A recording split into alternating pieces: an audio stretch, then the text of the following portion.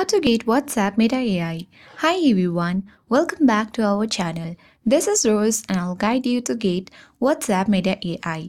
Watch the video till the end and without further ado, let's begin. First of all, open WhatsApp on your phone.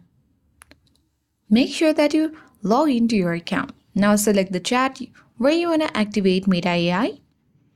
Tap on the message box at bottom of your screen and type in @Meta AI. And with this, you need to see a pop-up appears. You simply need to tap to activate Meta AI once the pop-up appears. If nothing pops up, Meta AI may not be available for your account or country yet. In that case, you just wait for it to release. And with this, you will successfully get WhatsApp Meta AI. I hope this guide was helpful. If it was, then do like, share, comment, and don't forget to subscribe. Thanks for watching, and I'll see you in the next video.